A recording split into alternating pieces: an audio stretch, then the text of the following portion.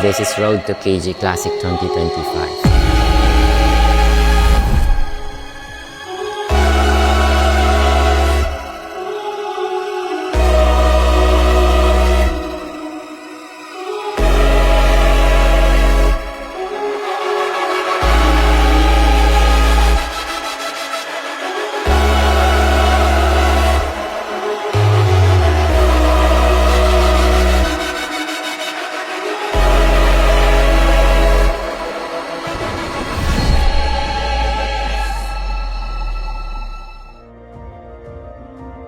KG Classic preparation wasn't easy. Bago pa lang ako sa bodybuilding competition, this is my first year. Una kong competition is the WNBF.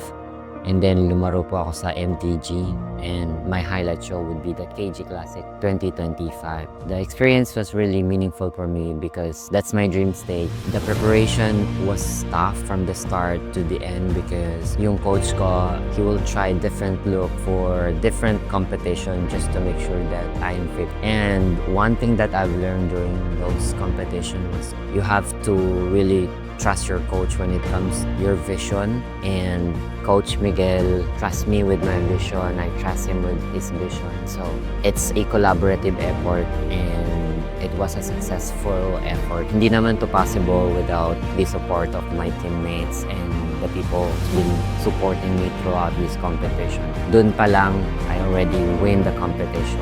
Just want to say thank you to the whole committee and the whole volunteer putting the show really spectacular, and I feel like this 2025 set the bar too high for a bodybuilding competition in the Philippines, and we want to make this documentary about what's our process, and it's really great area for us also to reach our full potential.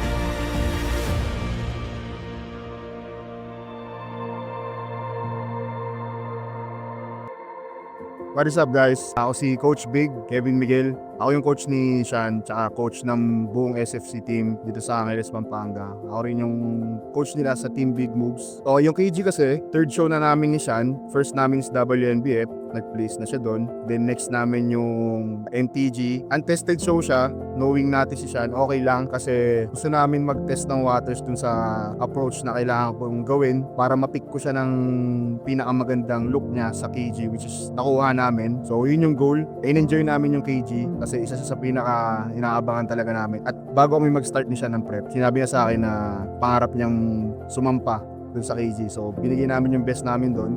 Best look ever niya yung KG. Marami pa kaming plano ni Sean. Hindi lang naman ito yung one season then tapos na. Marami kaming gustong trabahuin, hindi lang this year, pati sa mga susunod na taon pa, like yung off-season niya, then yung mga next shows niya. Pero this year, meron kaming pinaka-main show niya, pati nung ibang athletes na mga natural, 12 weeks out, yun yung pinaka-ne-expect namin na hakot kami doon. Doon ko rin sila ipipick ng sobrang sagad. Pero nagawa naman namin ito sa KG kasi goal namin yun, ng best look niya. Merong isang kategory na extra si Sean, hindi na namin i-declare muna, pero yun yung isa sa mga abangan nyo sa kanya. Tinatrabaho na namin yun.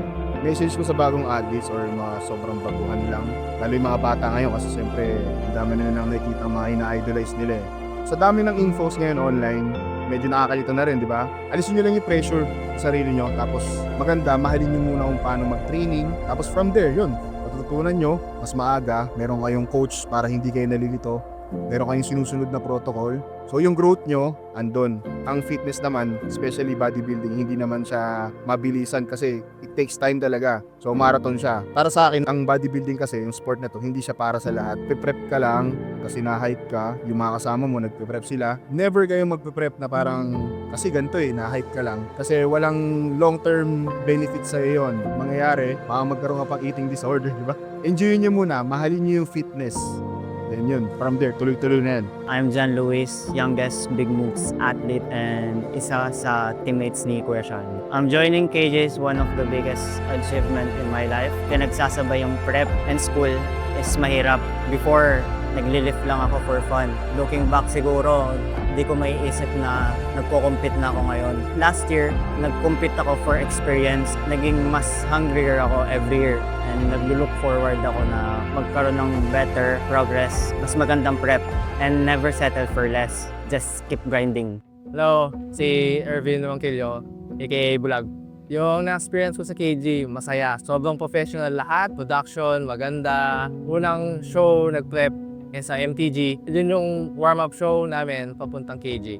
Yung preparation, maayos naman. Maganda yung pasok ko ng food, training. Noong KG na, maayos lahat. Hindi naman kami naghabol. Papathank you ako sa SFC Gym. Nagpapasalamat ako kay Coach Big, kay Boss Kanin, pamilya ko, sa mga teammates ko na nag-push sa akin para mapunta sa level na hindi ko pa napuntahan before. Mga message ko sa mga bagong athlete, aspiring na mompa, dedication lang. Maganda pa rin talaga is maghanap kayo ng taong pupush sa inyo, tsaka maniniwala sa inyo para mag-grow kayo mas maayos.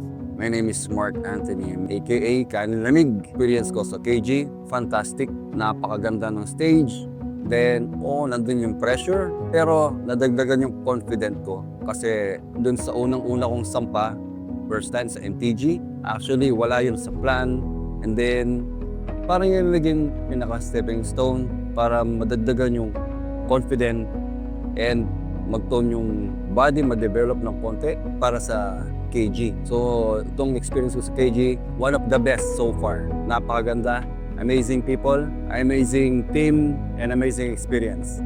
Talagang process ko dito. Dahil ito yung pinaghandaan ko talaga, aside from the MTG. So, dito ko'y binuhos lahat ng best ko. Siyempre, sa pagkain, sa workout, disiplina. Minsan, init ng ulo, then pagiging kalmado, tiyaga lang, hanggang ito na yung ibibigay ko yung best ko. Ito pa rin the best para sa akin.